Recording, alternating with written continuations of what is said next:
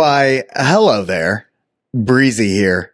Most of you can only hear me, but now, thanks to magic, some of you can see me. That's right, we've gone video. All the high quality shenanigans for your ears, now for your eyes. You can access all our episodes via our YouTube channel at Good JuJu Bets or via our website, goodjujubets.net. And while you're there, head over to our merch shop and support the show by hooking yourself up with one of our stylish tees or hats, such as this hat. Some of you can now see. And remember, wearing good juju is always good juju for you. We can't lose. No, we can't lose. Enjoy it while it lasts. Gambling gods, fickle bunch. Oh yeah, so easily We affected. have a shooter and a good one coming out for a new point. Get your bets down, ladies and gentlemen. He's a rolling point is 9. Place 9. 9 a winner. Got a hot hand. Place your bets, ladies and gentlemen. They bet on absolutely anything. Don't make them prove. It seems like the most common response that wasn't bet the risk or bet to win was Kelly. Is that where I should be looking? Too complicated for you. Thanks. You're tuned in to Gambling with Good JuJu. Welcome in, everybody, to Gambling with Good JuJu. It's season 3. We are beyond excited to see what the season brings for our gambling adventures. But if it's anything like season 2, it's going to be a fun one. Hey, while you're getting started, why don't you head on over to your favorite podcast platform, especially if it's YouTube, and give us a like, follow, subscribe, all those buttons that lets them know you appreciate what we're doing, especially YouTube, folks. Especially you. Especially YouTube. That's going to be a thing now. George Panagakis thought we were 25 years old. So obviously we need to be showcasing just how lovely Our and good glamorous we are. Our good looks, yeah. So here we go. Season 3 on video. Get after it, folks. We appreciate all the support you can give. Yeah, thank you for tuning in. All right, let's talk business. In season 3, we are going to be coming to you every week. Before this season, we were only every other week, Every single week? but now we're going to try to come once a week. All right, let's do it. And once a week, you're going to get just the two of us breaking down what we're seeing around the industry, talking about the stuff we're talking, and getting excited about sports and casino gambling. Trip reports. Trip reports are coming for sure. You're still going to get every other week, though, those interviews with quality guests who know more than we do. Fantastic. So we're going to keep that going. We're going to break it out. So hopefully these episodes get a little shorter for you and you get a little bit more of us because we wanted to do more. And shorter for us. Well, yeah, shorter, but more content. Right, more content. Overall, it's going to be more hours of content, but in shorter chunks. Quality content. Let's do it. All right, Jamblers, enough messing around. It's time for the heat check. Check. All right, let's start with casino reports. You want me to go first? Oh, please. Because I had my first ever experience taking, we're going to call them casuals, to the casino. Yeah, like more casual than us. Are we casuals? I think so. You are not. If you are a casual, there's some weirdos out there. You should join me in the afternoon. He's not a casual. Folks. He's not a he goes like almost every day now. He's not a casual. I am a casual. I'll agree with this. Okay. We'll call these guys noobs. Right. You know, they've been a few times. They don't know what they're doing. They're not very comfortable with it. Everybody that was with you, you think they've been to a casino before once at least. Oh, everyone that's been with me has been to a casino probably many times. Yeah. And Never more than once a year. well, I don't want to give each of them equal Yeah. disregard. Fair enough. They are their own individuals. Some of them are fairly experienced. You know, some of them are comfortable. Some of them are, Okay. but none of them are excited to be at the casino. You know what That I'm is saying? a shame. So, but we wanted to fix that. Right. Okay. And I feel like over the last couple of years, I'm getting more comfortable in the casino, right? Yeah. As we've been doing this, Yeah. but I'm certainly not proficient, Sure. right? Sure. Fair.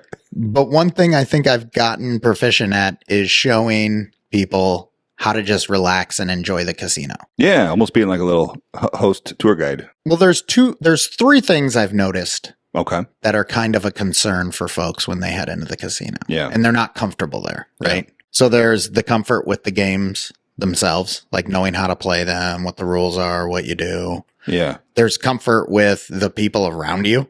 Sure. The dealers, that seems to be something that's a little nerve wracking, along with the other players you're playing with. And that sort of thing.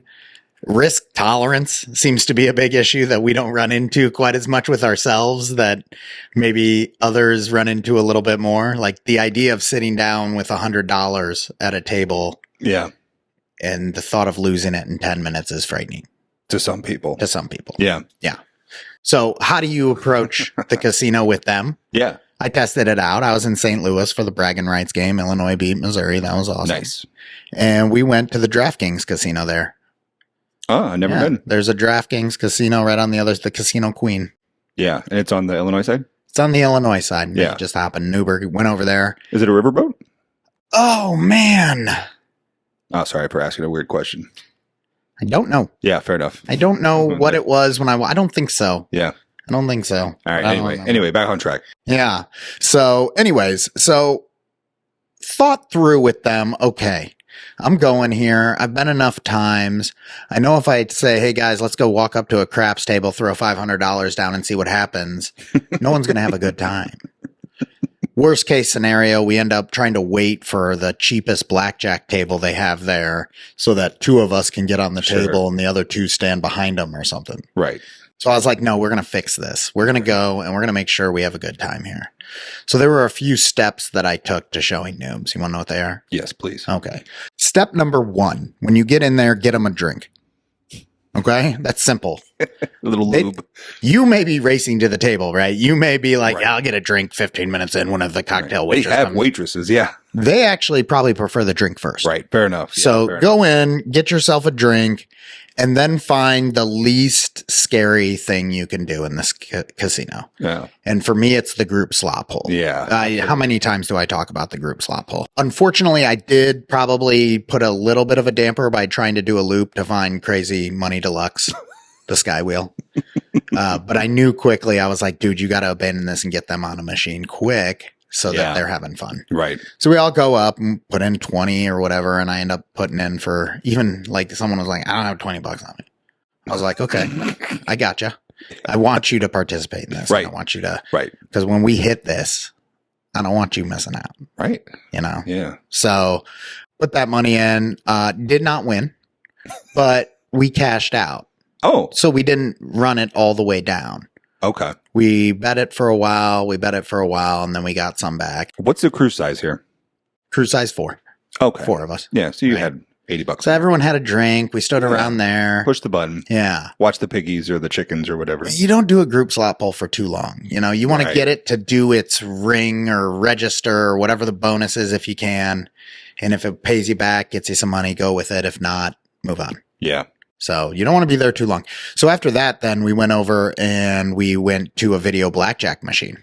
Interesting choice. Let me tell you about the video blackjack machine, folks. You only have to bet $3 at it, right? Kind of awesome, right? You have no dealer.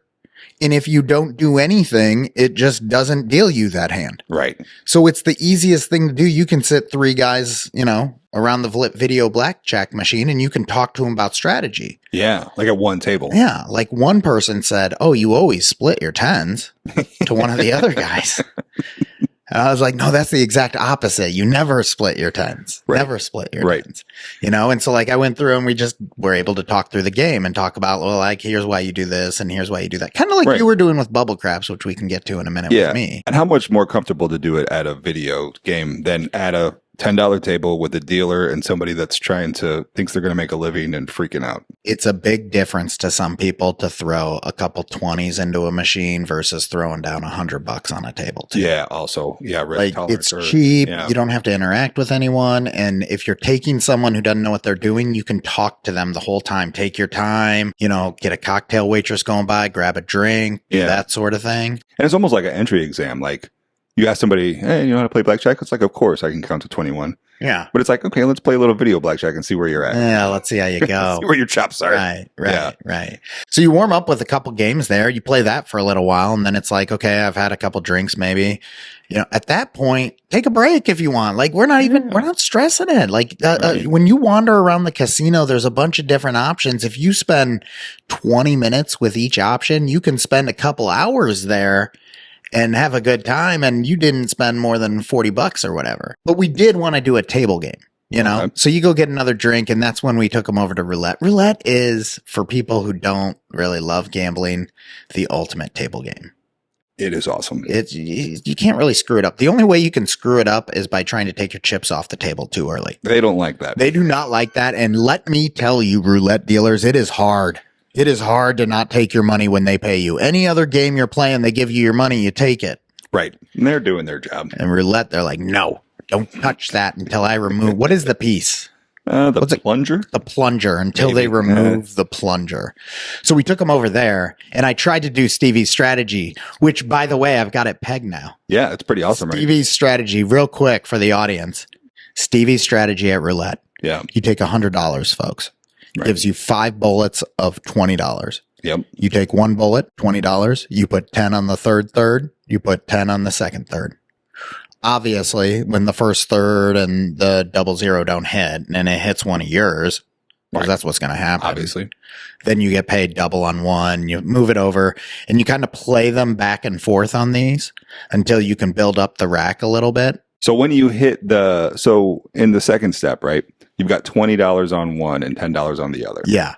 When you hit that $20 one, now you got $60. Yeah.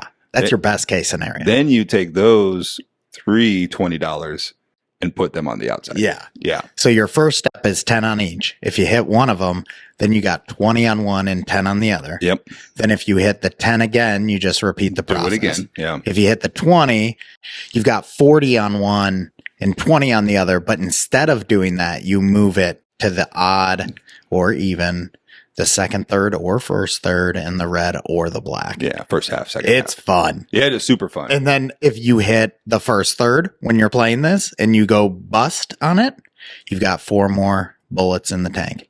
Yep. And if you run it up to where you have over $100 on the table, you just pull off the 100. There's your winning, and go at it again. Keep going. Yeah, it's awesome. It's a brilliant strategy. So it's really good. Big fans of that. I tried to show them that strategy, but then at the end of the day, I just kind of left it at just have some fun. Just get it in. Try not to grab your chips anywhere you put it. They were all having a good time. Yeah, they did great. The awesome thing about roulette is absolutely every single bet has the same exact house edge. So you really can't screw it. You can't. You can't do anything dumb on a roulette table. Right. You could play every single number. Yeah, that's not going to fly. That's going to be pretty dumb. Yeah, right.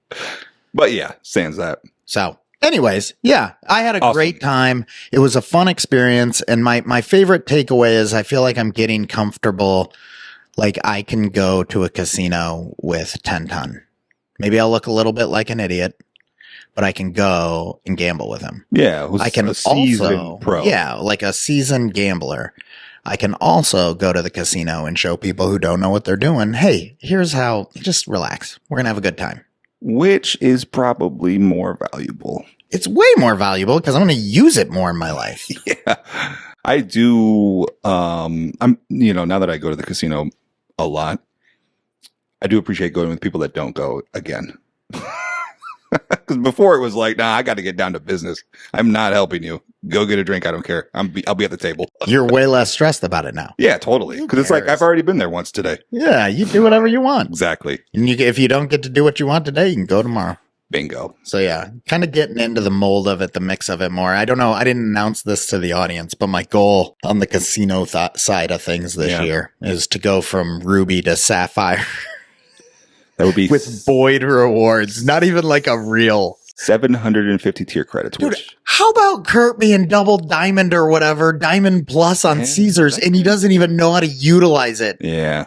Kurt, Jolly St. Vic. Jolly St. Vic. If you're listening to this episode, you need to use those rewards. That's money. His dinner is going to expire. Dude. For shame. I'm sorry, audience. Jolly St. Vic has achieved a very high status on Caesars, and I don't think he's redeemed one penny of it. Only by sports betting. Only by sports betting. which is even kind of more amazing. Like, he could go get suites out in Las Vegas right now. If I he think wants so. to. That's the rumor. Oh, well. Anyway, Did you go to the casino? oh, I go to the casino all the time. Trip report. I got a couple of big updates Okay, what you about got? the local shop. And this is bad news. What? Number one, RIP to the Burger King across the street from the Paradise. Oh. Permanently closed. That's okay. Fifth quarter is so much better. I don't know that I've ever gone to the Burger King. However, if you perhaps stay the night and need to have breakfast, now the closest option is 1.6 miles away, and it's a Taco Bell. No, that's no good. Yeah, they don't have breakfast there. You can't get breakfast on the boat? Nope. There's not the deli there? Not open until 11. Oh my goodness. You cannot get breakfast anywhere near the Paradise anymore. 1.6 miles, Taco Bell. We need that land-based casino. Paradise, if you need any connections with the city of Peoria, let us know. We don't have them, but we're happy to help. So that's bad news number one. Bad news number two. My favorite part of the Paradise Casino, the 5-leg parlay refund promotion. Is it over?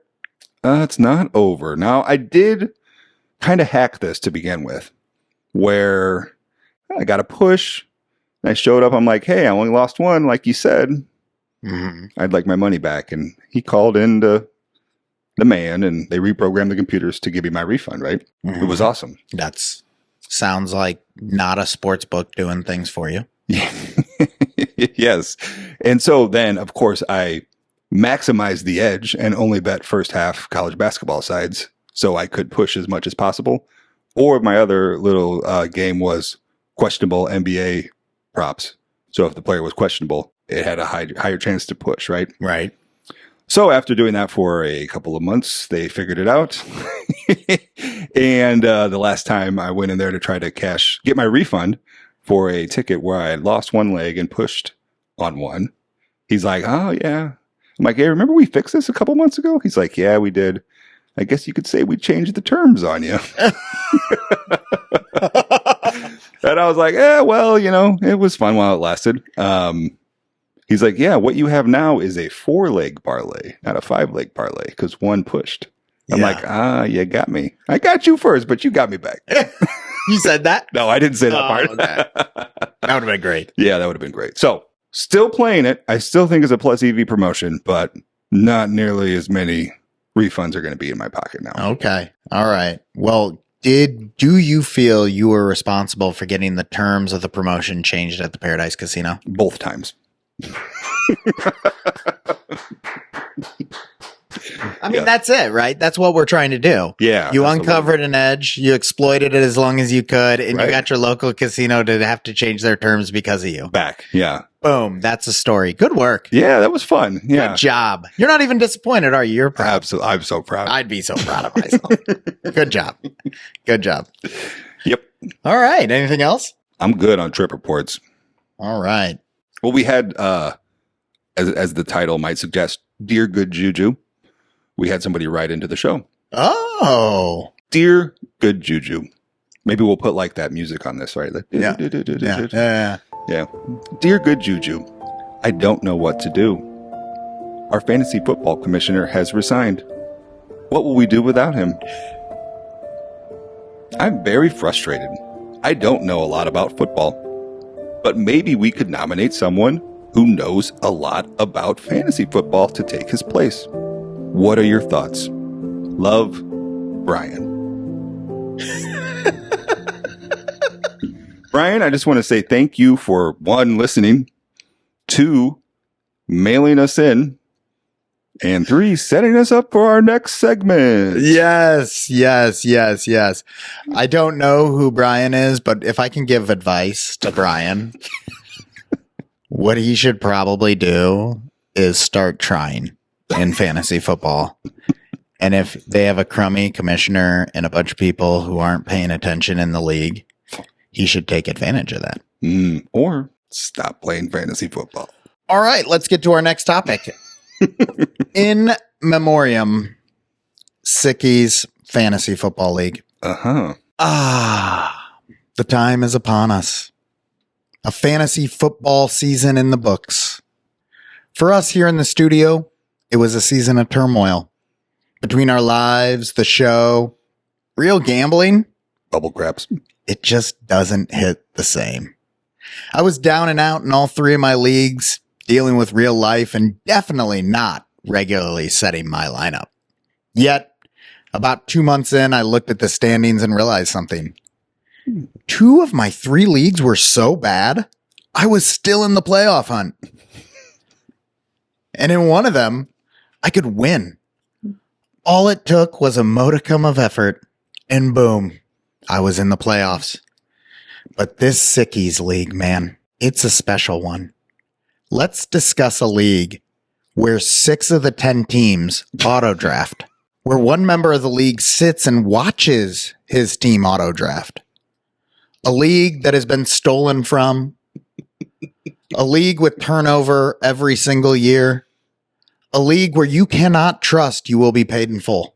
Let's run through my 3-year run here in Sickies. Year 1, I made the championship game and played against Jolly St. Vic, the other newest member of the league, and was probably going to lose until Damar Hamlin saved the day. Split the winnings, gave him more, didn't have to admit he won a championship over me. Year 2, made the championship, faced the newest member of the league that I found for us, and lost to him.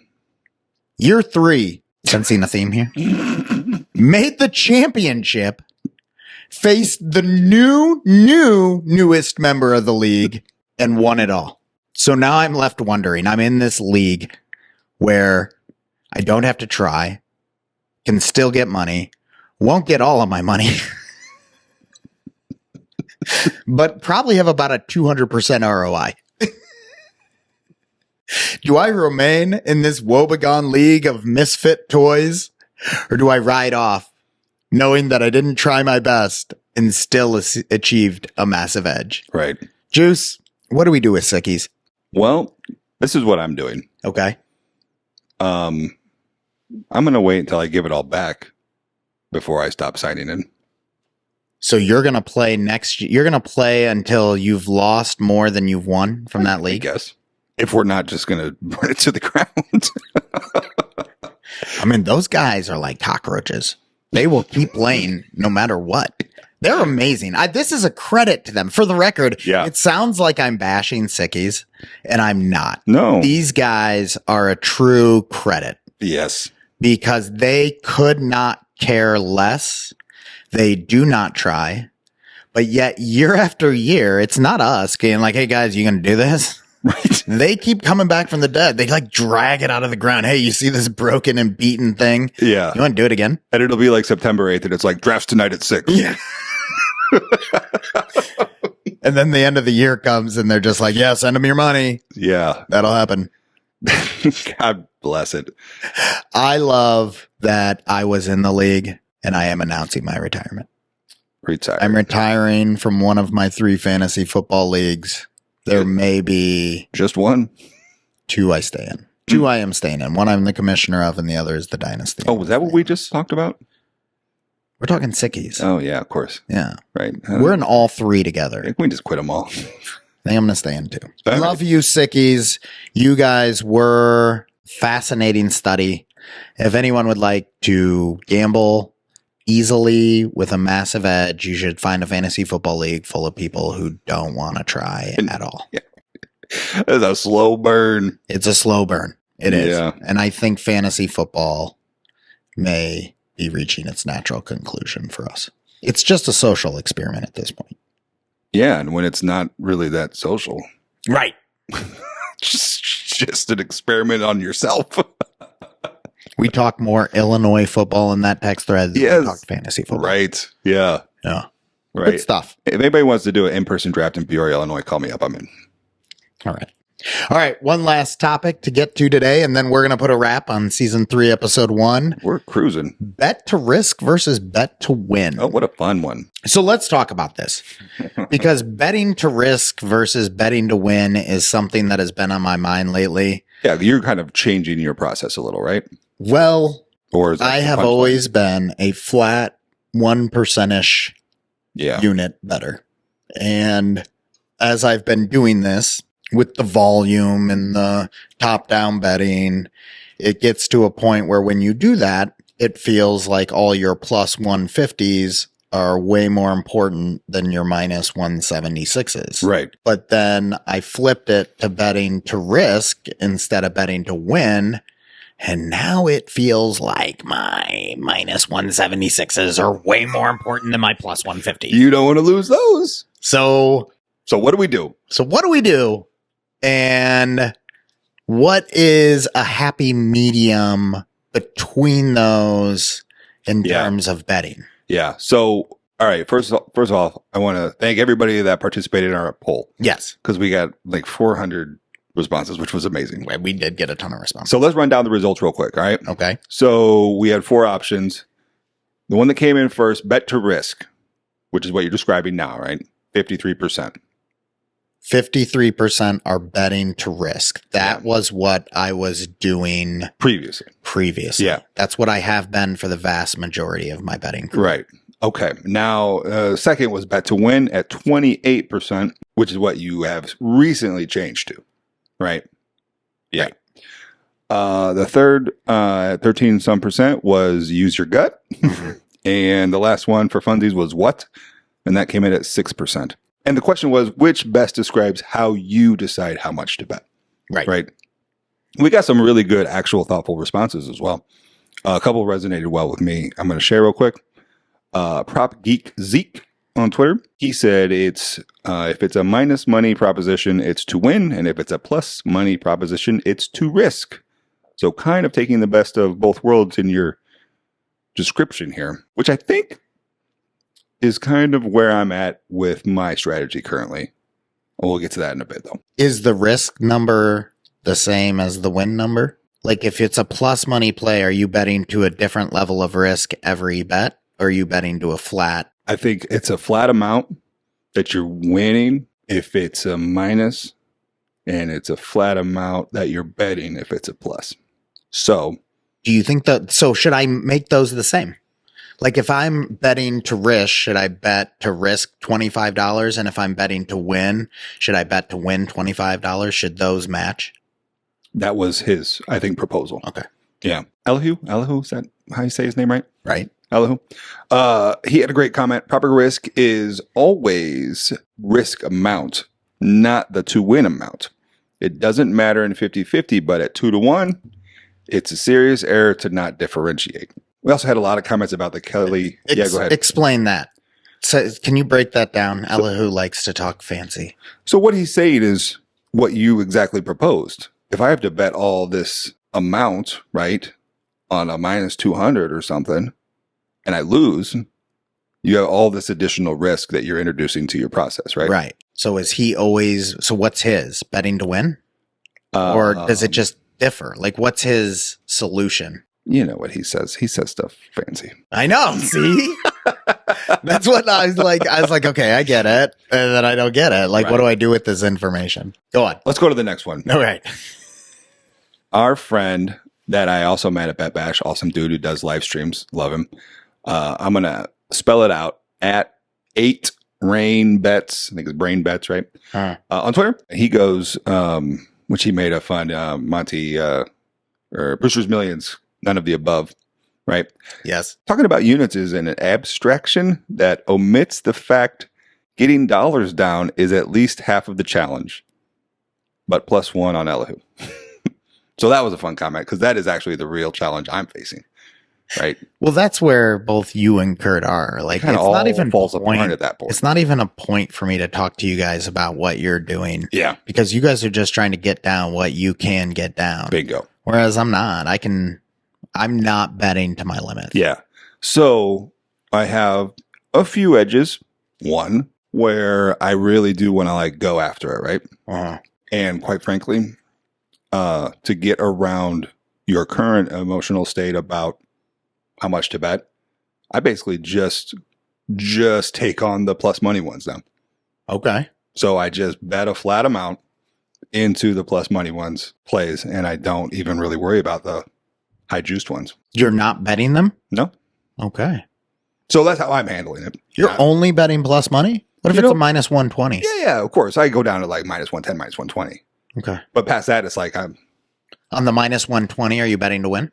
it's still a flat amount. Still a flat amount. Yeah. Okay. So you're only identifying plays that are of a certain minimum odds. Yeah. And I also have, that's not arbitrary. I've also uncovered that it's a more positive angle for me in this exact market. Okay. Yeah. So that's good info. So day one advice, right? What will we tell somebody starting out? The very first thing we would tell them is flat bet 1% of your bankroll. Absolutely. Bingo. Yeah. That's exactly what I've written down. Oh, good. So like that, you got to get used to that, right? Right. You got to understand that you put $100 in, you don't bet $100, right? Right. So you got to sort all that out. And then eventually you're going to fall for the trap of like parlays and SGPs. And then you basically have to bet to win 1%. Right. Yeah. You're not going to put the same unit size on a plus 2,000 that you are a plus 100. Yeah. And then if you happen to survive those two steps, you'll start reading the internet and watching videos and figure out what you want to do. It seems like the most common response that wasn't bet to risk or bet to win was Kelly. Is that where I should be looking? Too complicated for you. Thanks. No. Any other questions? No, it's just the Kelly Criterion is so sophisticated. Yeah. Because you're really taking into account more than anything your perceived edge. Right. And then that's adjusting. The whole thing is Kelly Criterion's like, if your edge is this big, do this. If your edge is this big. Yeah. I don't trust that the tools we use that identify our edges are sensitive enough to determine the differences in the edges of 1 to 2% like they have. Right. If you're going into like sides and totals close to lock and you have a 1% edge that you have certainly like back tested and realized for a long time, and every once in a while you perceive yourself to have a 2% edge and you bet twice as much, like I get it. Right.